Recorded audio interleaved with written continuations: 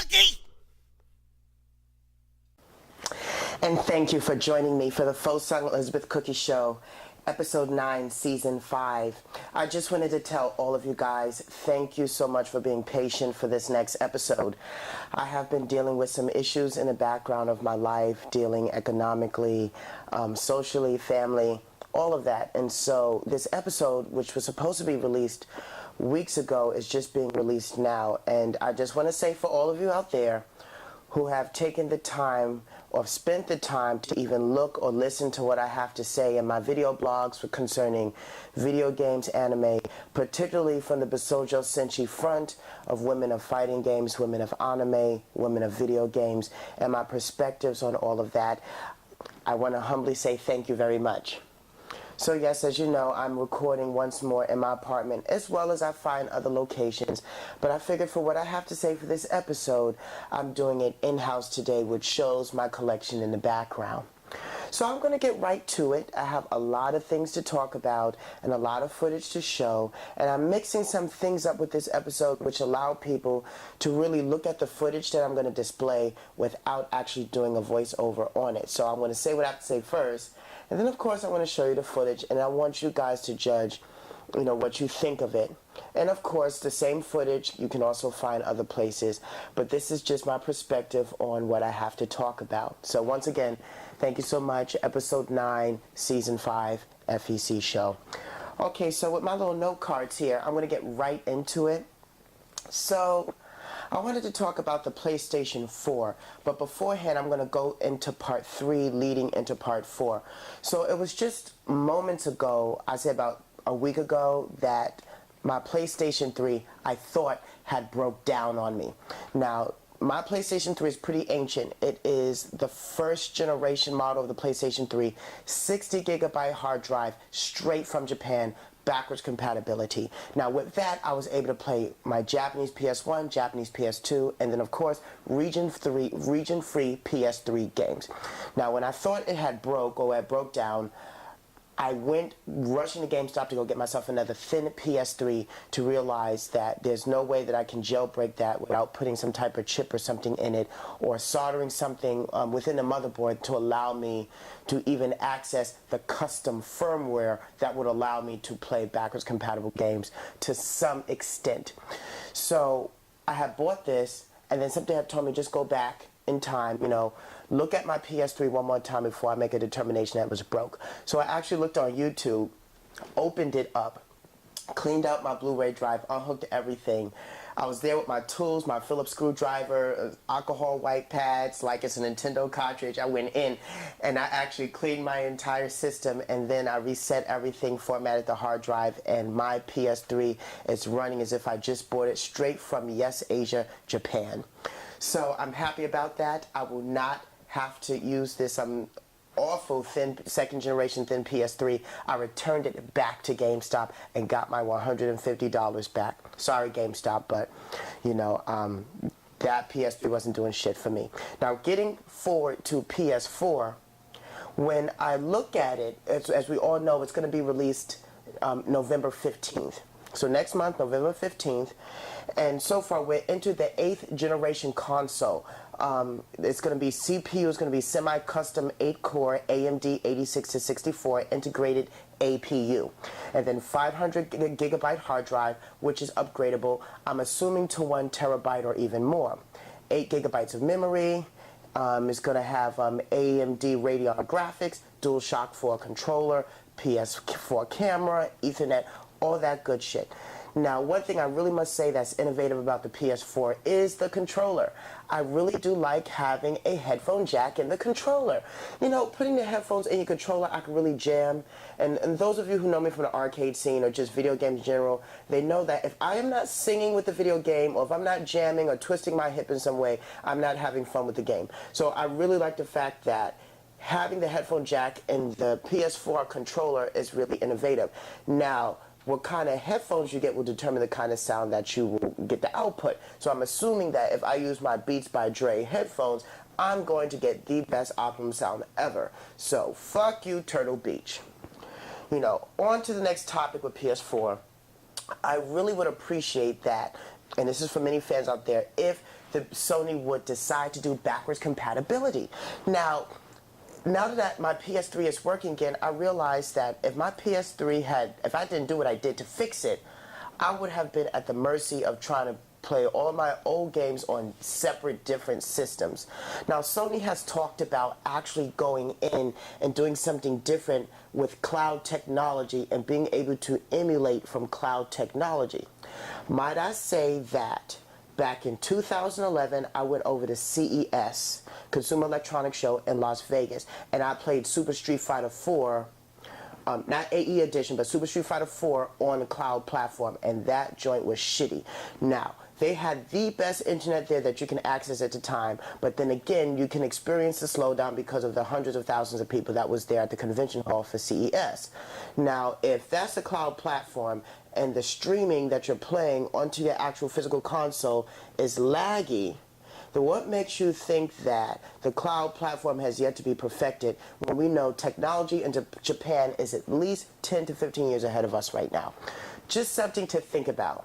Sony had also mentioned that in addition to the cloud emulation concept, they may even go into, perhaps if it doesn't work, having some type of separate system that, that will allow us to actually emulate our games or something like that, putting in our games and be able to play, which I guess would be software or something in the future.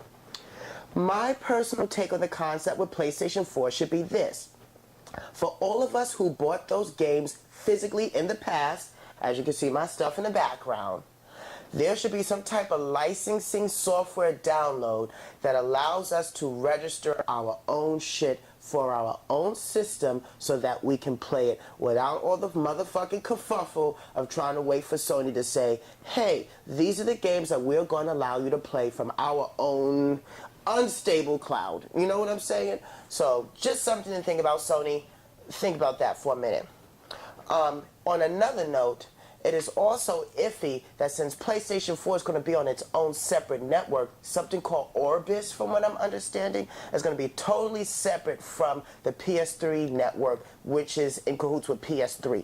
So the only platform right now or console that will be able to cross-exchange between the PS4 Orbis cloud platform and the platform of PS3 will be the Vita, because the Vita will be able to talk to that system and the other one. There's nothing else going on right now with that. I think Sony needs to go right back into the lab and really think about connecting both networks so that nobody loses the shit that they already bought.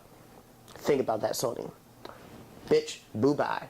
Okay, moving on. So that's my spiel on PlayStation 4. So moving on, here's another couple of updates that I actually wanted to talk about. So I think it's just been about a month now, or a couple weeks ago, that MK Legacy came out, the second season.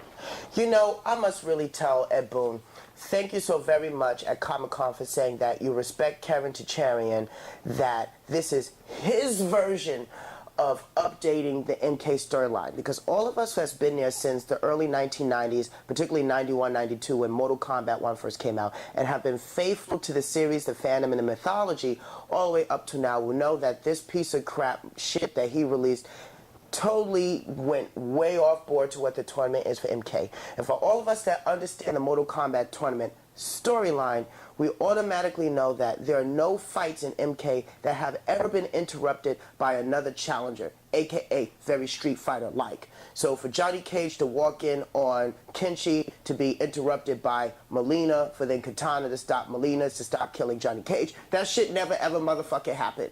So when I saw that, I was like, okay, that's some nonsense right there. And for those of you who know that my favorite character is Katana anyway, I was not feeling how they just bitched her out in this Legacy 2 to make her seem like she was a motherfucking punk.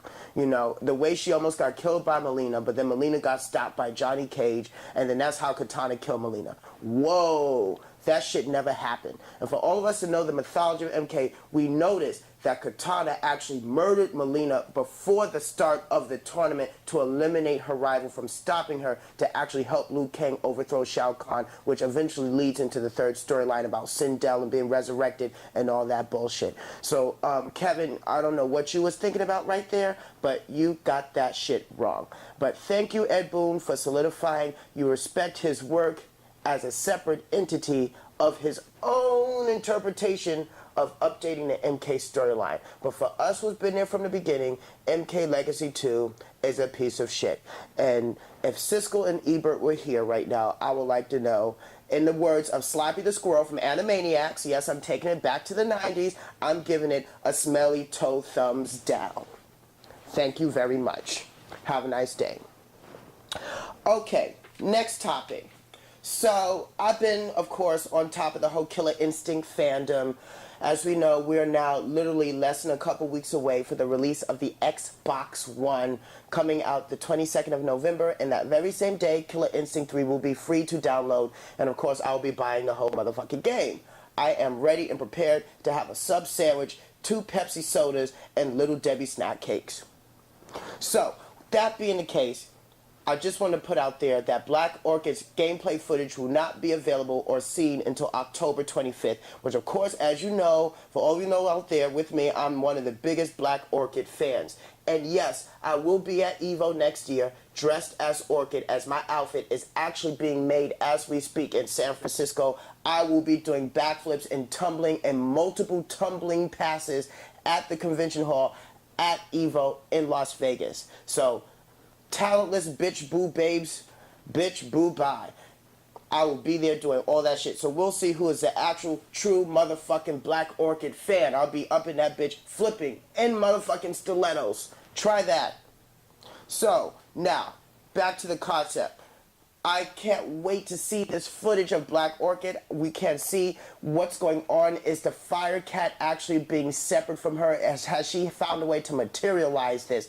Because as we all know, at the end of the Sadira combo video, they teased Black Orchid. For those of you in the parkour and gymnastics world that love to do this stuff in real life like me, I'm taking it to this angle now. What Orchid did was a round off into a 180 half twist, landing down before she pets the Fire Cat. So, what we don't see is the round off. What we see is the elevated version of the 180 half twist Brandy, landing into the way that she did, holding the baton battens, and then petting the Fire Cat. So, just putting that little bit of gymnastic knowledge out there for those who like to do the stunt shit like me. So, you gotta make sure we talk about all the angles. Okay, so, that's that. And another thing about the whole Orchid thing is, Screw Attack with their death battles was nice enough to make Mistress Ivy Valentine versus Black Orchid video. And of course, at the end, we know Black Orchid wins because she's a killer. She's a killer. Yeah. And also, in addition to that, you know, the Fire Cat passes through a bunch of projectiles.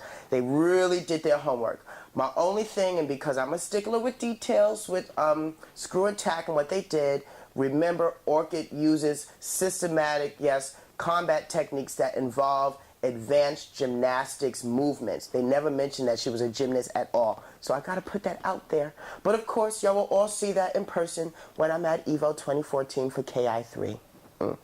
So, let's see. That's about it for my news on the front. So I'm going to move on to my main topics now. So my first video game that I'm going to talk about in the footage we'll show shortly is about the new Kirby game. So, Devin Sewell, thank you very much. My shout out goes out to Devin Sewell for letting me know about Kirby. He knows that I'm an avid Kirby fan. Thank you so much for letting me know about this. I keep the light hope for Kirby because I have dreams that one day they will bring back the Adventure of Lolo series. For those who don't know, if it wasn't for Lolo, Kirby would never exist. Do that little bit of research on your own. Find out what Iggerland / Adventures of Lolo is to understand where Kirby originally came from.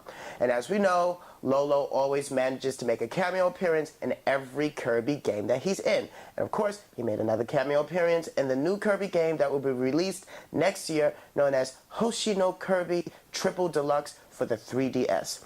This will be the second 3D game by Kirby since Hoshi no Kirby Quest of the Crystal Shards for N64, which I had, which was a bitch to get all the shards, but I did it. All that for like a 5-second ending, but I did it anyway. It was about getting 100% completion in the video game, as it is with most Kirby games. So I'm very excited about the new Kirby game. Can't wait to see it. That'll be happening next year. All right, Kirby. Triple Deluxe, Hoshi no Kirby Triple Deluxe. Can't wait to see that.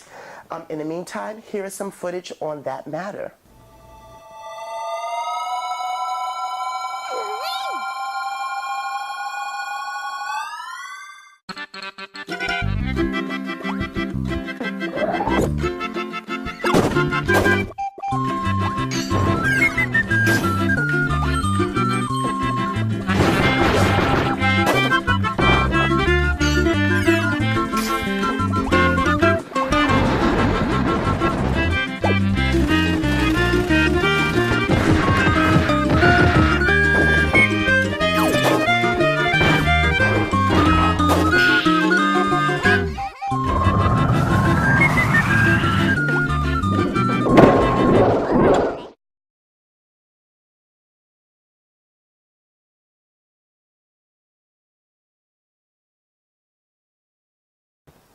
Okay, so that was Hoshi no Kirby Triple Deluxe coming out next year for the 3DS and early 2014.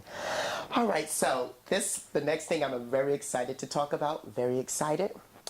I have imitated many of females at anime conventions, tournaments for fighting video games, thus and so forth. But there has never been a badder bitch that I have ever felt that I have yet to imitate well enough and will pursue to aim perfection than Bayonetta. I feel Bayonetta is the baddest bitch to ever hit the video gaming industry in history thus far. There is not another female that can touch the shit that Bayonetta is doing. And what better way to continue her legacy than for her to have her own animated film. And her film is actually being produced by Gonzo, and of course she's being voice acted by Atsuko Tanaka and let's see, Fuminori Kazaki, who's also known for Afro Samurai, Basilisk, Street Fighter 4, and another anime that I do not have on my paper, but you should look him up. His art style is very well done. So the art is based upon Mari Shimazaki, and her gameplay art is going to be copied by Ai Yokoyama, who will be making sure that the original work from the video game gets translated directly into the anime. Also, Ms. Shimazaki will also be overlooking all of this as well, as she is serving as a supervisor of this entire project. Now, here's another bit of good news. This movie will be released next month, November 23rd in Japan, as a 2-week special to air in theaters. I wish we had something like that here. It would really be nice if we had a domestic release at the same time as Japan to see the Bayonetta film. I'm assuming that at this point, the Bayonetta film will follow the first video game, since we have Balder, who is the sage, who happened to be Bayonetta's father, also Enzo, who was one of Bayonetta's contacts in traveling all over Vigrid, and also you also have Father Rodin, who's also going to be up in there too, as well as Cereza, the baby version of Bayonetta, and Luca. So all of them are going to make an appearance in the anime. For those who don't understand what Bayonetta is, she is the offspring of an unholy match that took place between a Lumen Sage and an Umbra Witch. And because she has both Sage and Witch powers, she has been seen as an impure child and was supposed to be assassinated at one point. But instead, she was actually exiled. And the only woman who ended up being her friend and assisting her and aiding her in living this damnation existence would happen to be John, who serves as a rival in the first video game, but happens to be her sidekick in the second video game.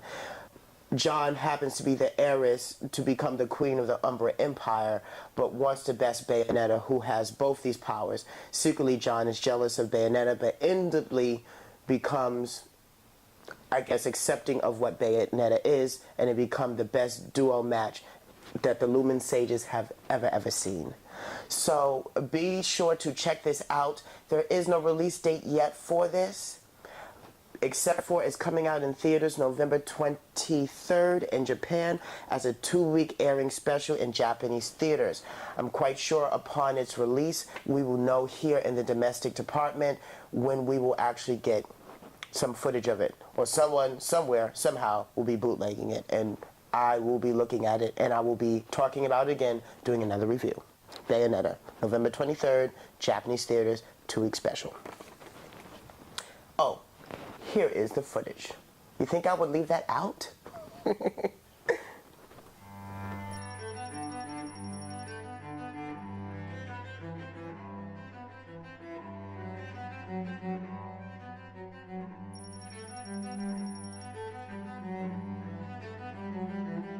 ほら、いらっしゃい。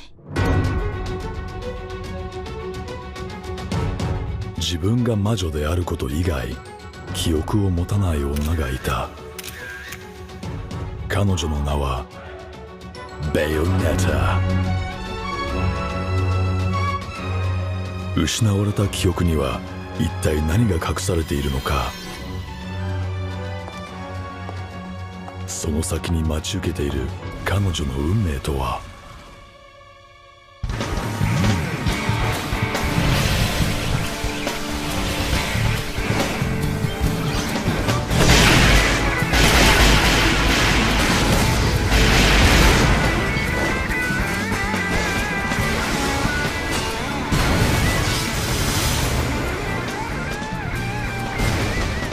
昇天させてあげる。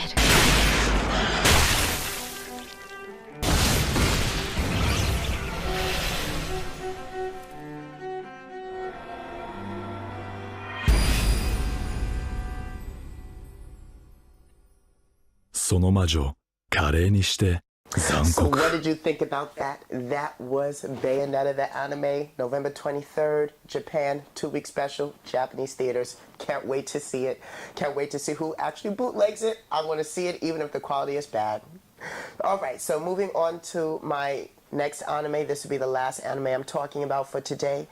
And this comes out next month, towards the end of next month. It is Mitchiko Hatchin, released by Funimation. Mitchiko is a criminal who manages to escape from a supposedly inescapable prison cell and is trying to find her freedom, but along her way rescues a girl named Hatchin from an abusive foster care system who she feels is her daughter. Now, along their travels, they're both trying to find freedom and trying to find a man who both serves as some influence in both their lives, Mitchiko and Hatchin.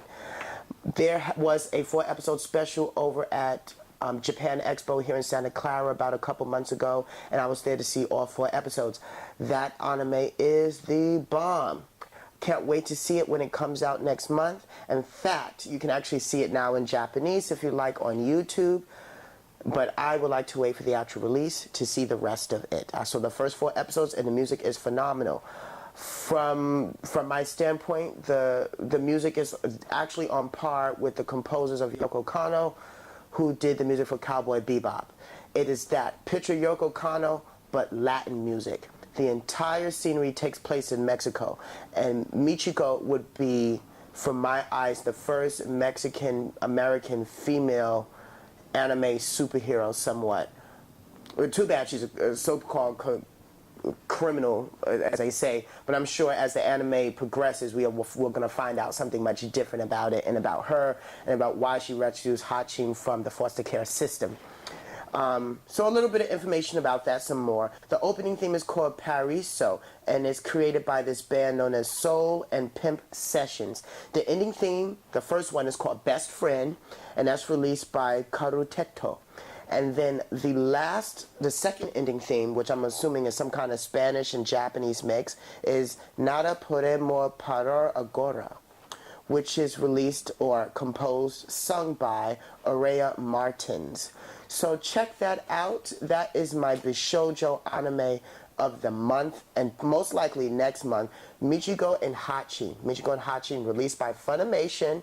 Anime 4 episodes is already out on YouTube in English and in Japanese, and of course you can see the rest of it in Japanese if you find it through a torrent. Released by Funimation. Here's the footage. My name is Hana, and this is how my days usually start.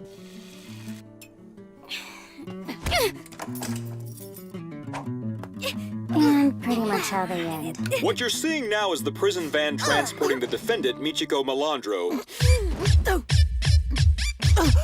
You can't escape. Face the facts. Today marks my 3rd attempt. And each time I get fired. Number 403, Mitchiko Melandro! Give yourself a call, or we will shoot you where you stand! Authorities have identified the woman who broke out of the high-security and purportedly escape-proof Diamandra Special Penitentiary early yesterday morning. Come on, Hana. Someone is going to come for me. It's what I'd wished for all this time.